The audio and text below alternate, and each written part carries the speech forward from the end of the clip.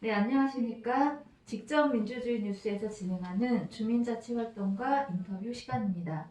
오늘은 김정열 동대문구 마을자치센터 센터장님을 모셨습니다. 김정열 센터장님은 현재 동대문구 마을자치센터뿐 아니라 서울 마을자치센터 연합 이사장이라는 막중한 자리도 책임지고 계십니다. 그러면 김정열 센터장님께 동대문구 마을 공동체와 주민자치 현황에 대해 자세히 여쭤보도록 하겠습니다. 더불어 지난 5월 8일 출범한 서울 마을자치센터 연합의 향후 홍보에 대해서도 여쭤보도록 하겠습니다. 네, 안녕하십니까? 안녕하세요. 네, 바쁘신 시간 중에도 이렇게 인터뷰에 응해주셔서 대단히 감사합니다. 감사합니다. 먼저 우리 직접 민주주의 뉴스 독자분들을 위해서 간단한 소개 말씀 부탁드립니다.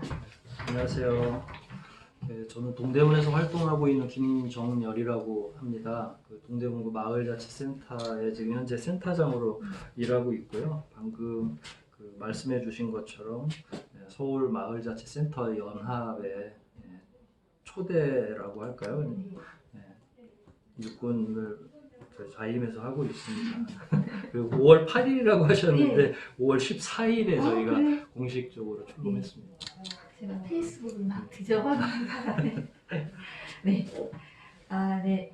이렇게 이제 큰 역할을 맡고 계신데 먼저 이제 센터장님의 마을운동의 첫발이 좀 궁금합니다. 그래서 마을에 관심을 갖게 된 계기가 무엇인지 좀 말씀 부탁드리겠습니다. 네. 처음에는 제가 작은 도서관을 시작을 했어요. 작은 도서관 하면서 제가 있는 지역이 이제 임대 아파트가 같이 있는 지역이었는데 가만히 보니까 그 동네에 아동들 또 청소년들이 좀 도움이 좀 필요할 것 같아서 작은 도서관 안에서 아이들을 같이 케어할 수 있는 일종의 무료 공부방 일을 시작을 했죠. 그러면서 이제 마을에 관심을 갖기 시작하고 자연스러운 과정이었던 것 같고요.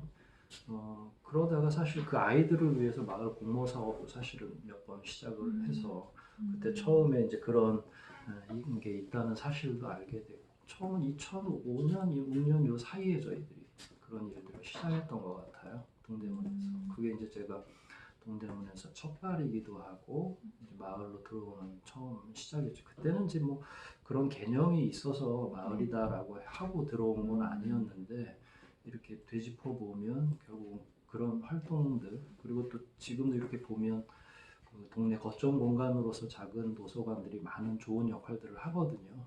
그래서 이게 자연스럽게 유입할 수 있는 과정이구나 이렇게 거슬러 올라가는 그런 생각을 해보게 되죠. 저 또한 그런 과정을 거쳐서 온 것 같아요. 네. 그러니까 제가 이제 우리 센터장님 양력을 이렇게 쭉 봤는데 다 마을 운동, 마을 단체 이런 쪽에서 하시다가 이제 질문에도 있지만 서울형 혁신교육지구 운영위원을 하셨더라고요. 네.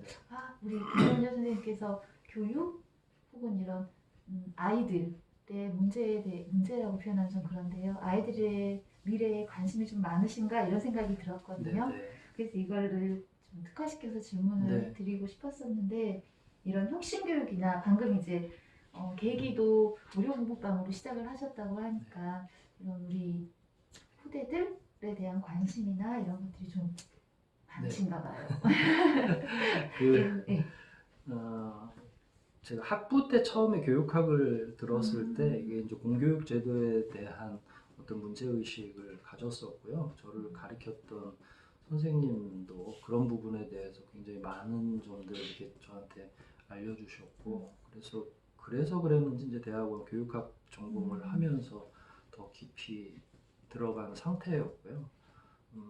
이제 대안교육, 뭐 공교육이 전부는 아니니까요. 그래서 그런 대안교육에도 굉장히 관심이 있었고 그러던 차에 이제 서울시 그다음에 서울시 교육청 해서 자치구까지 포함한 이 매칭 펀드 사업이 일종의 박원순 전 시장하고 조희영 교육감 그다음에 각 자치구 구청장으로 이렇게 해서 협약을 해서 하는 혁신형 교육지구 일종의 혁신교육지구라고 보통 이야기하는데 그 사업에 이렇게 우연히 들어갔다가 중체까지 맡게 돼서 그 일에 한동안 이렇게 관여를 했었죠.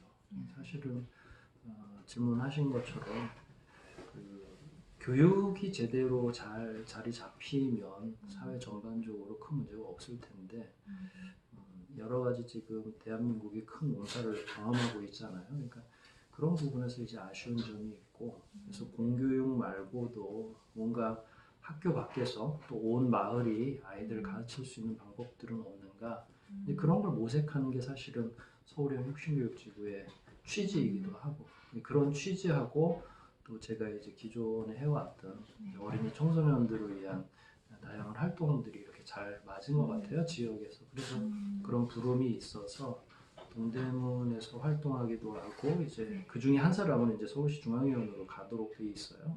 그래서 이제 서울시 중앙위원으로도 활동을 했었죠. 그런 과정이. 네. 네. 그럼 이제 우리 이제 뭐죠? 자치활동과 관련해서 본격적으로 좀 질문을 드리면 쭉 동대문구에서 사셨던 거예요? 그래서 2005년에 처음으로 그쪽으로 생활 주민이 된 거죠.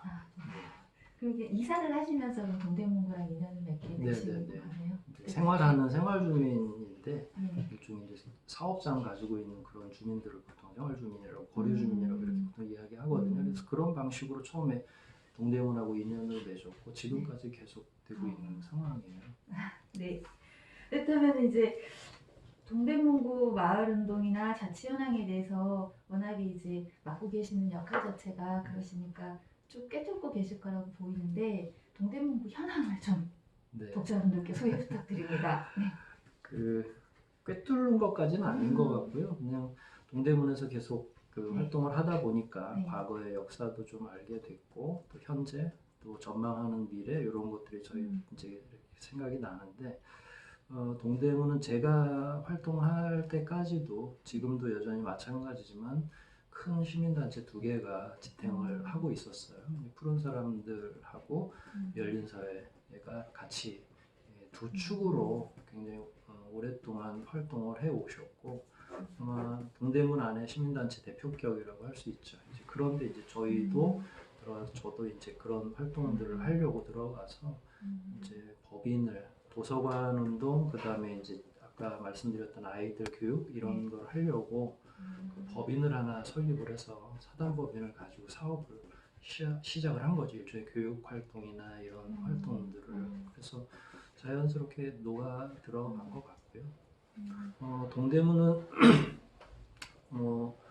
금천이나 관악 이런 지역보다 훨씬 더 좀 늦는다고 할 수 있죠. 시민사회 활동들이 이유는 저도 잘 모르겠어요. 그런데 한편으로는 늦지만 오히려 미래적으로 이렇게 보면 동대문이 잠재력도 많고 앞으로 더 발전할 수 있는 가능성이 훨씬 더 많겠다. 왜냐하면 이제 1, 2년이라도 주민자치도 그런데 저희가 2단계로 가고 있는데 1단계에서 가시는 분들이 조금 좋은 선례를 보여주면 저희들이 이렇게 벤치마킹 잘해서 뒤따라가는 게 조금 수월한데 저희가 동대문 같은 경우는 약간 그런 측면에서 열심히 쫓아가고 있고 그렇다면 이제 미래적으로 이렇게 본다면 좀 이렇게 지금 현재 주춤거리고 있는 게 오히려 긍정적으로 볼 수 있지 않을까 이렇게 생각을 합니다.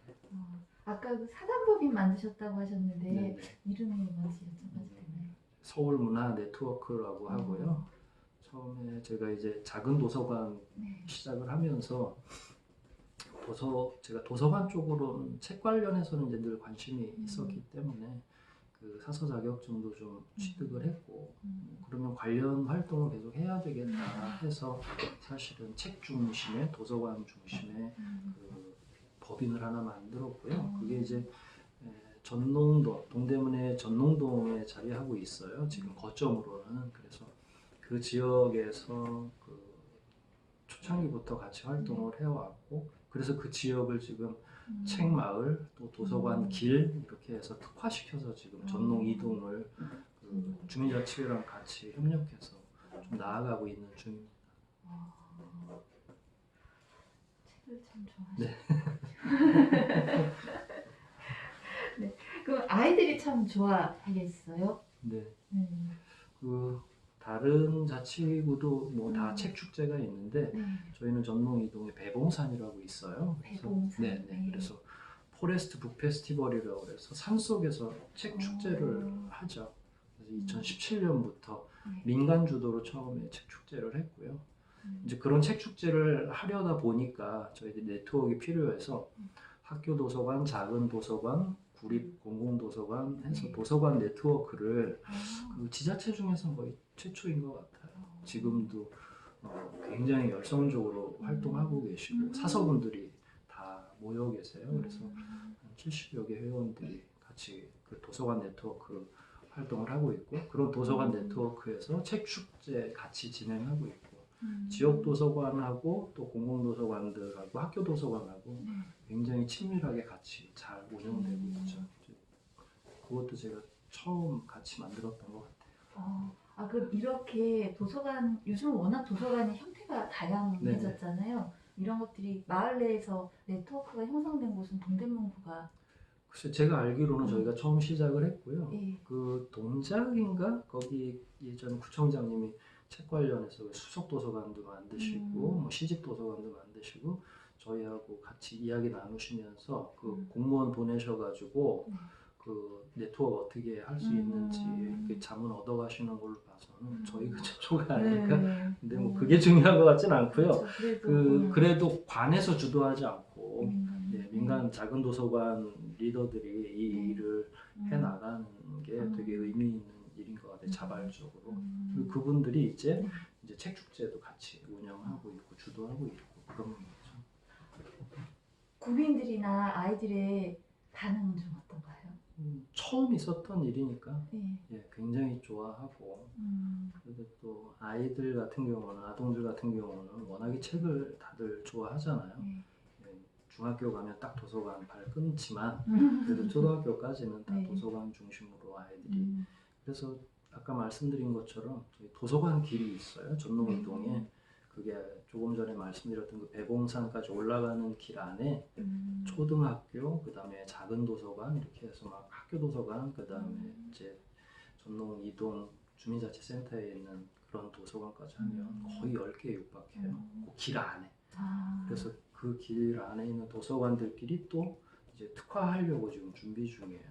큰 활자로 된 어르신들 위한 도서관, 또 어린이들 도서관, 수학 도서관, 철학 도서관 이런 식으로 관중을 좀 왜냐면 그래야 서로 윈윈할 수 있기 때문에 그것도 다 작은 도서관들이 협력해서 지금 준비하고 있는 거죠.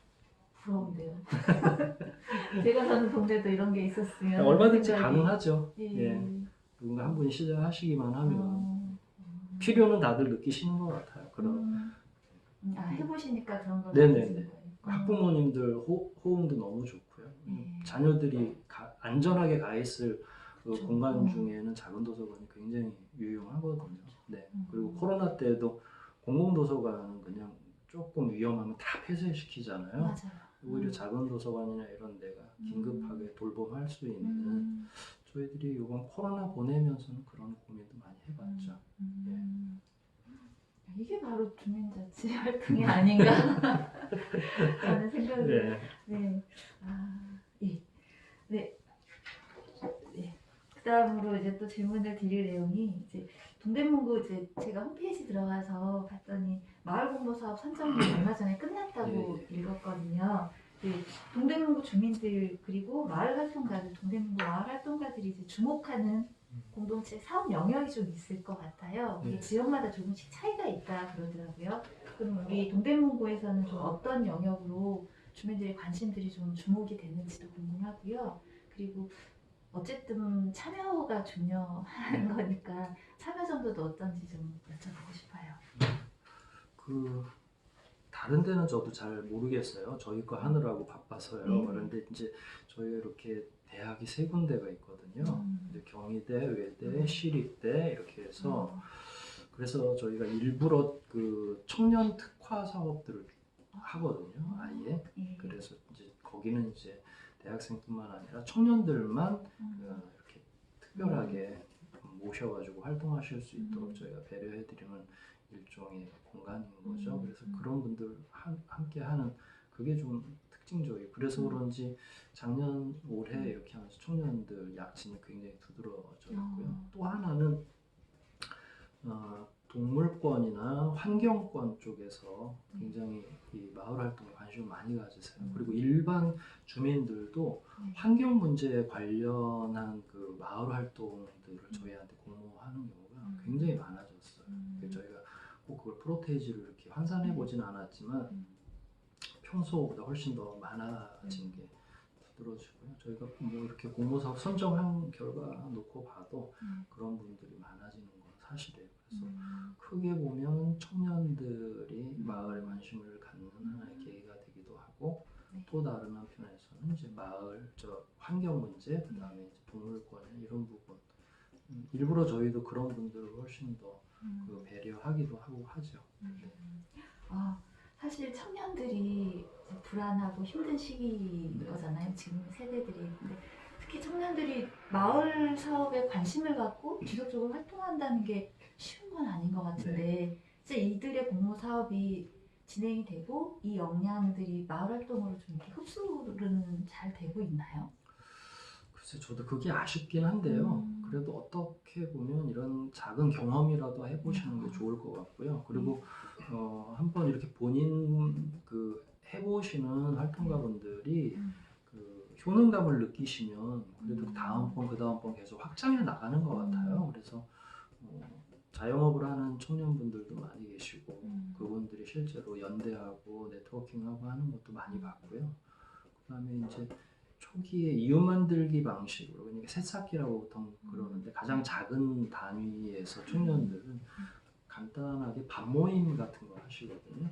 식사 같이 하는 거, 한 끼라도 같이 하면서 그 대화도 하고 교류하고 하는 거죠. 그땐 사실은 본인들끼리도 낯모르는 분들 초대하고 하는데 제가 봐서는 굉장히 효능감이 있을 것 같아요. 저희는 뭐 직접 참여하진 않지만 그런 게 보이고 간혹 저희가 이제 분기별로 이렇게 네트워킹을 하거든요. 보통 이제 네트워크 파티라고 하는데 그럴 때 오셔서 본인들이 가지고 있는 생각이나 뭐 소감 같은 거 말씀하시는 거 보면 적은 비용 들였지만 그분들 입장에서는 그걸 가지고도 굉장히 효능감 있게 사용하시는 거라고 보람이 있죠. 근데 바라기는 이런 게 좀 더 많아지고 더 퍼졌으면 좋겠어요.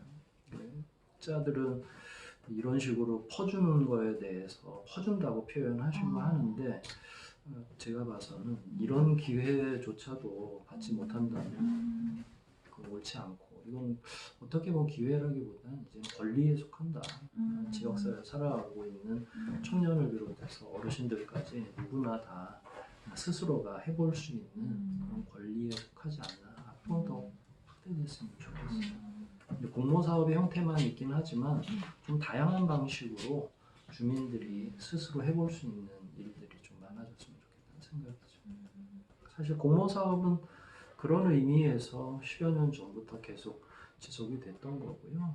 그 서울시 중심으로는 그런 본인들의 그 활동력을 오늘날 그분들이 다시 또 주민자치회 안으로 들어와서 순기능으로 작용하고 계시거든요.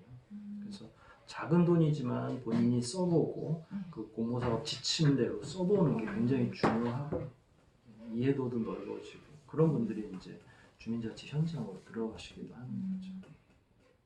저희가 이제 최근에 금천구 자치지원관님을 인터뷰를 했었어요. 근데 금천구 같은 경우는 6월이면 마감이 된다고 그러더라고요. 지원관 활동인데 동대문구는 주민자치회 사업이나 지원관 사업을 포함해서 이렇게 현황도 궁금하고 향후 계획이라기보다는 어떻게 좀 진행되는지도 좀 여쭤보고 싶어요.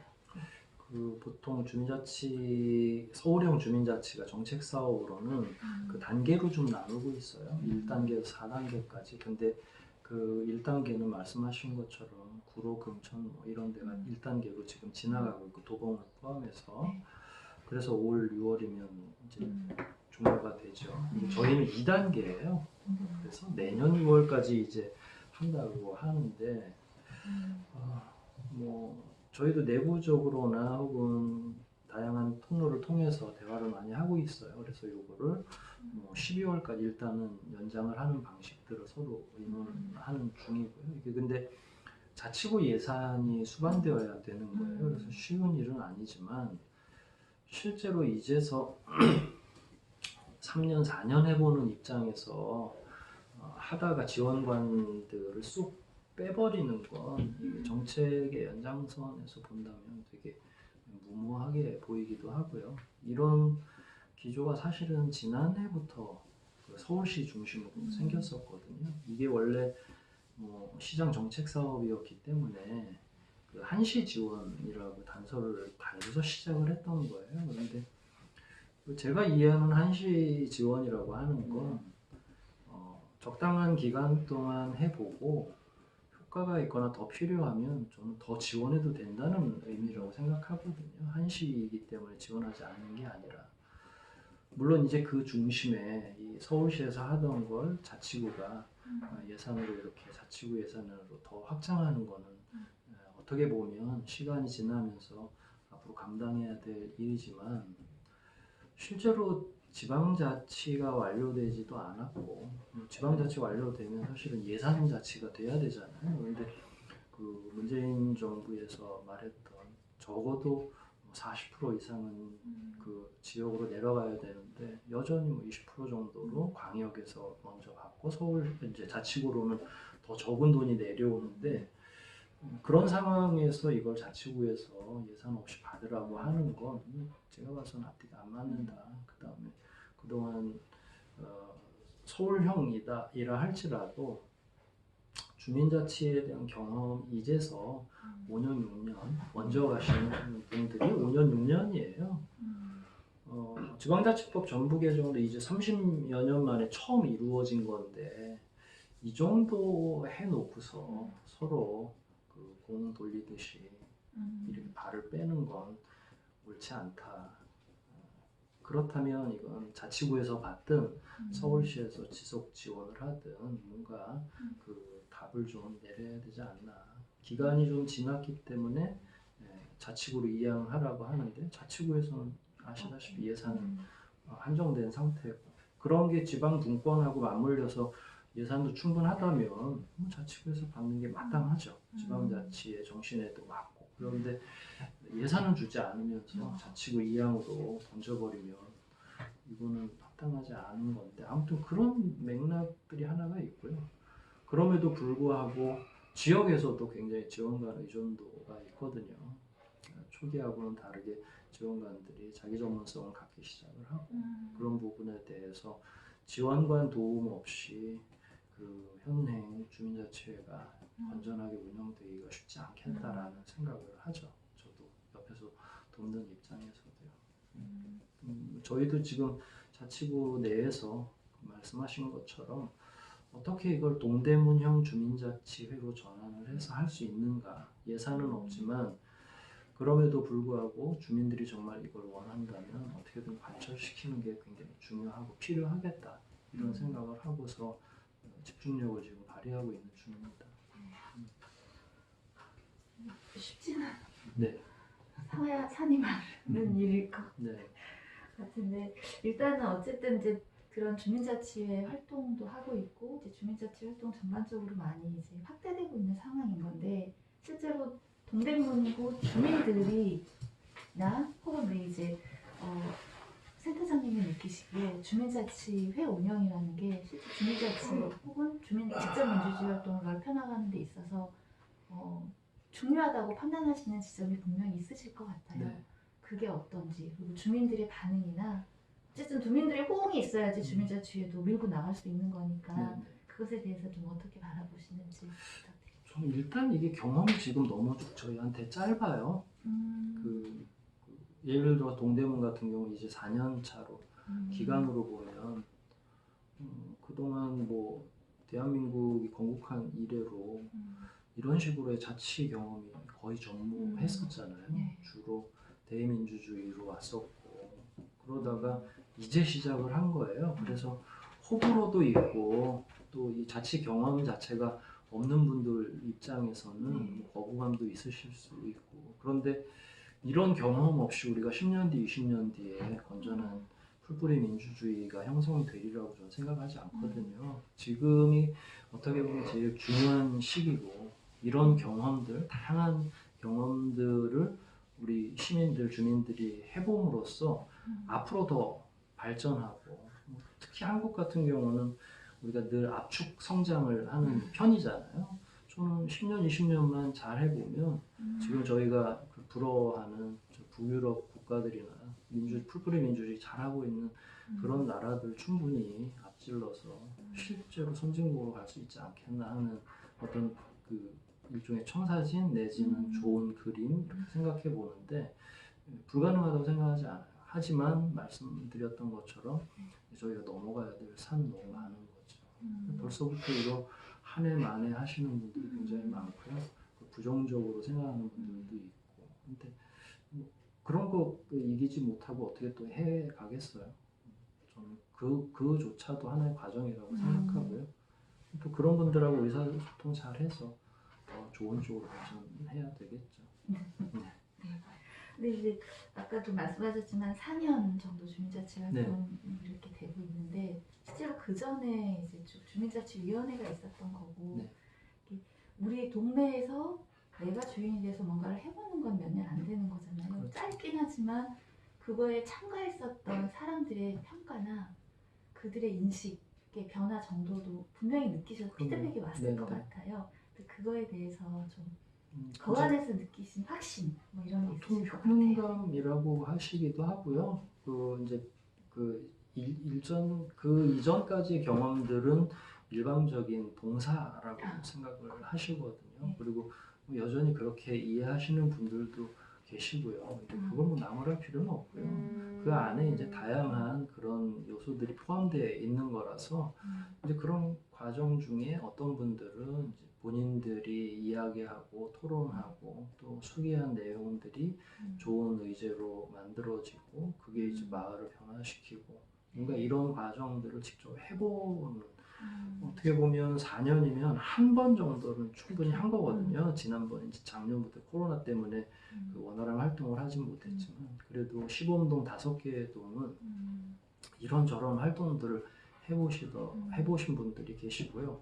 만약에 그게 무리였고 너무 힘들었으면 그분들이 많이 떨어져 나가시고 그 2년 뒤에 새롭게 선출하실 수 있거든요. 근데 그럼에도 불구하고 정착률이 굉장히 많으신 걸 보면 신규 위원을 많이 뽑지 않았거든요. 그러니까 그런 걸 보면 본인들이 생각하시는 이런 과정 가운데 피곤하고 힘들고 여러 가지 의사소통이 어려운 점도 있지만 이게 분명히 마을을 위해서 본인이 활동하고 있는 그 거주공간과 관련해서는 분명히 효능감을 느끼고 계셨던 거라고 저는 생각하거든요.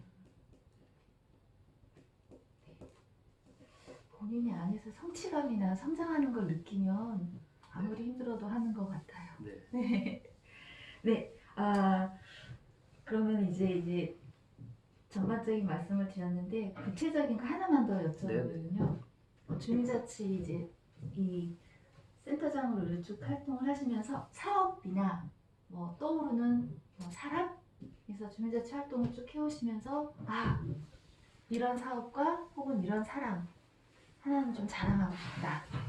기억에 남으시는 게 있으시면 하나 부탁드릴게요. 글쎄요. 의제들이 저희는 이제 처음 시범동 5개 동 했었기 때문에 그 의제가 아직 깊어지지는 못하고 있어요. 그런데 저희가 활동하는 그 전농 이동 같은 경우는 이제 10년, 20년 내다보면서 의제를 이야기하기 시작을 한 거거든요. 그게 아까 말씀드렸던 이제 도서관길 조성이나 책마을 그래서 자치구하고도 이야기해서 뭐 앞으로 향후 전농 이동 같은 경우는 책 문화를 확산하는 하나의 지역 문화를 가져가겠다 하는 거죠. 이제 그건 상당히 장기적인 그 비전까지 가지고 시작을 하는 거거든요. 물론 주민자치가 온통 그것만 하진 않아요. 이거 하나의 분과 사업이지만 그 작은 분과에서 그런 방식으로 사업을 더 확장해 나간다고 하는 건 굉장히 특이할 만한 상황이고요. 역시 전농 이동인데 그 사업을 이렇게 진행하는데 분과가 달라요. 다른데도 불구하고 책 관련 프로젝트 의제가 다른 분과에서 3개나 올라온 거예요. 그러니까 이제 주민들이 서서히 우리 지역은 이런 방식으로 활동하고 발전시키는 게 좋겠다라고 하는 건 거의 인식하고 계시는 것 같아요. 같아요. 그건 누가 이렇게 막 추동한다고 해서 되는 일이 아니거든요. 분과는 어차피 분과별로 분과위원들이 다들 정하시는 거라서 그런 면에서는 그런 내용들이 굉장히 기억에 남죠. 네. 그러면은 전동 이동 같은 경우는 우리 동네에 미래 모청 사진까지 좀 주민자치에서 장기적인 고민을 네네. 하면서 한 거 되게 뿌듯하실 것 같아요. 네. 왜냐면 내 동네의 자랑거리나 네. 전국에 자랑할 수 있는 랜드마크가 마련이 된 셈이 네. 되버리니까 부담이 많으시겠는데요.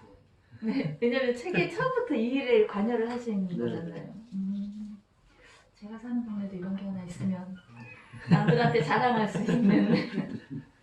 네, 그 다음으로는 이제 마지막 영역으로 좀 질문을 네. 드리고 싶은 게 서울 마을자치센터 연합인데 사실 제가 뉴스나 홈페이지나 페이스북 다 찾아봤는데 마을자치, 마을공동체 이런 형태의 연합들이 좀 사실 좀 헷갈렸어요. 여러 형태가 있더라고요. 그래서 서울 마을자치센터 연합은 어떤 곳인가 했는데 아직 기사로는 많이 안 나왔는데 네. 이제 만들어진 곳이니까 이곳에 대해서 소개를 좀 부탁드립니다.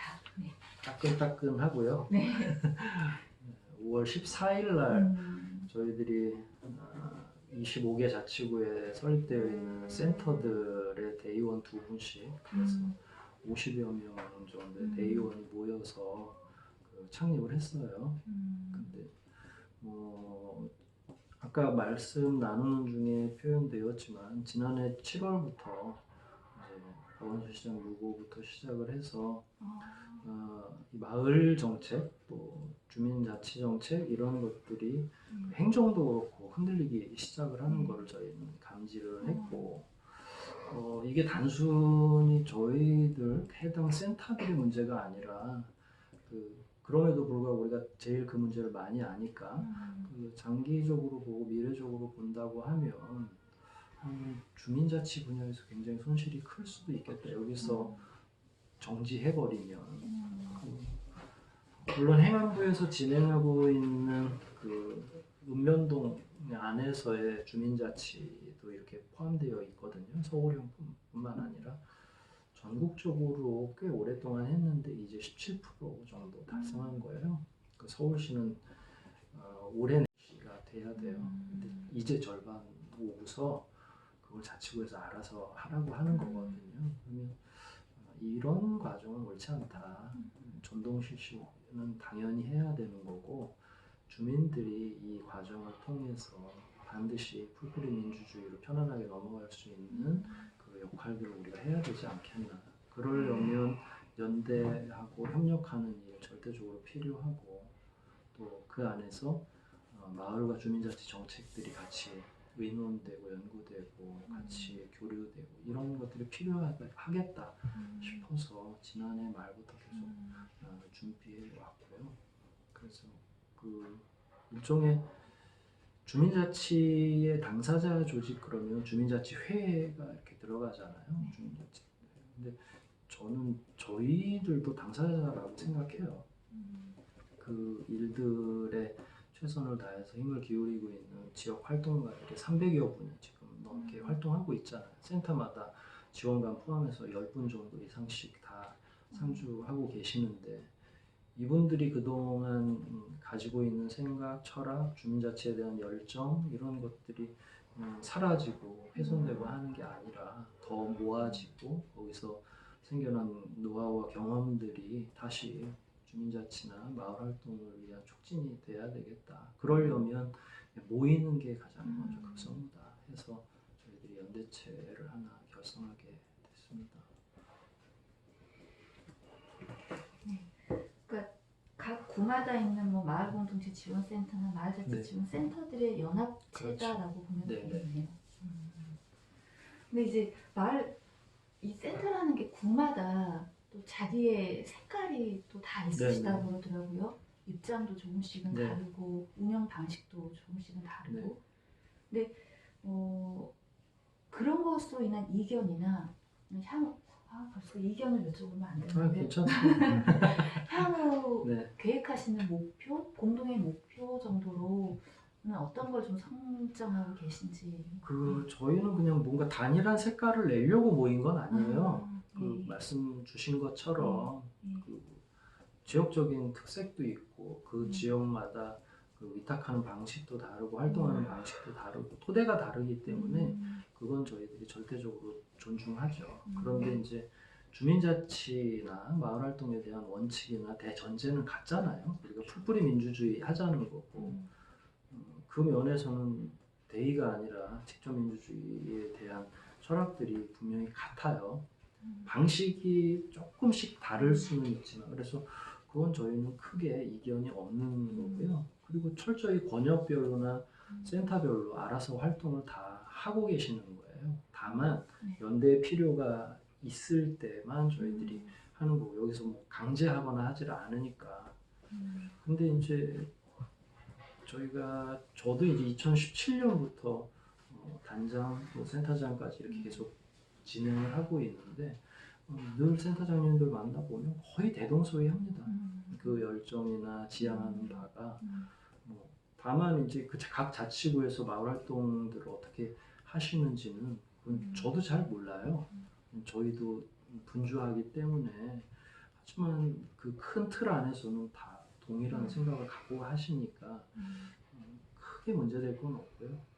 요번 저희가 요 센터 연합을 발족시키면서 3월부터 집중적으로 수차례에 걸쳐서 만났어요. 만나고 네, 3번 연속으로 센터장들이 모여서 의견들 제시해 주시고 그때 다양한 의견들이 나왔죠.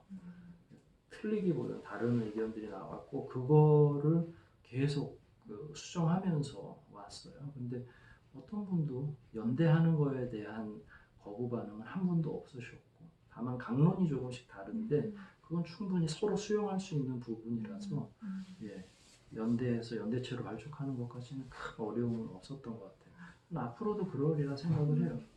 이 톤으로 같이 가자가 아니라 어떤 큰 틀만 갖고 그 대신에 이제 저희들이 계속 모여서 향후 이 서울의 마을 정책이나 주민자치 정책들을 같이 공부하고 그것에 대해서 재현할 수 있다면 그런 것들이 이제 계속 합쳐지겠죠. 네. 마지막으로 하나만 네. 더 여쭤보도록 하겠습니다. 이제 뭐 아까 풀뿌리 민주주의에 대해서 말씀해 주셨는데 그냥 어쩔 수 없는 대세인 것 같아요. 네. 직접 민주주의가. 근데 이제 이게 확고하게 이제 뿌리 내려지는 과정인 건데 뭐 필요한 게 법제도적인 이런 것들이 정비가 제대로 되거나 그리고 사회적 인식 또한 전에 인터뷰해 보시면 이제 이런 마을 활동가들에 대한 인식 자체도 봉사의 개념이 아직까지도 남아 있다 보니까 정당한 대우를 잘 못 받는 경우가 사실 있는 것 때문에 고민을 네. 많이 주시더라고요. 그래서 이런 사회적 인식까지 다양한 영역에서 좀 변화가 필요할 텐데 우리 이제 김선열 센터장님이 한 10여 년 정도 넘게 20년 가까이 이렇게 활동을 하시면서 생각하시기에 어쨌든 많은 과제들이 있지만 그 중에서 선차적으로 좀 우리가 집중해서 해결해야 될 과제가 무엇이라고 보시는지 그거 하나만 좀 여쭤보겠습니다. 저희가 요즘 집중하고 있는 거는 지난해 12월에 있었던 지방자치법 전부 개정안 중에서 주민자치 조항이 삭제돼 버렸잖아요. 그것과 관련해서 굉장히 문제의식을 가졌어요. 그리고 그걸 어떻게 할 거냐와 관련해서 비대위도 만들었었고 그 비대위가 이제 지금도 계속 회의는 하고 계시고요. 또 한쪽에서 법제화 네트워크 전국적으로 시작을 했습니다. 아실 수도 있고요. 근데 그걸 만들면서 저도 계속 그런 질문들을 받거든요. 이게 어떤 분들은 이게 법이 뭐 선행되어야 되냐 뭐부터 시작을 해서 그리고 법제화 하는데 의외로 또 의원분들이 관심이 많으시더라고요. 근데 그걸 보면서 말씀하신 것처럼 이제 그런 시대가 돼버렸기 때문에 이제 다만 이제 주민들이나 저희가 아직 이 부분과 관련해서 넓은 지식을 갖고 있지 못해요. 지금 이제 시작이기 때문에도 그렇고 그 다음에 이게 법이 있어야 되는 이유나 이런 것들에 대한 적극적인 홍보도 조금 부족한 상태고 근데 실제로 그런 부분에 대해서 더 적극적으로 이야기하고 해야 될 때가 온 거고 그런 이야기도 합니다. 저희들이 이게 이제 누가 마치 선심을 쓰듯이 법도 좀 만들어주고 뭐 내지는 우리를 대변해주는 근데 그 시대가 이미 지나가고 있는데 이거는 권리의 문제지 누가 시혜적으로 이렇게 베풀어주는 것처럼 뭔가 만들어지는 건 옳지 않다는 생각이 저희는 이미 활동가들은 다 가지고 있는 거고요.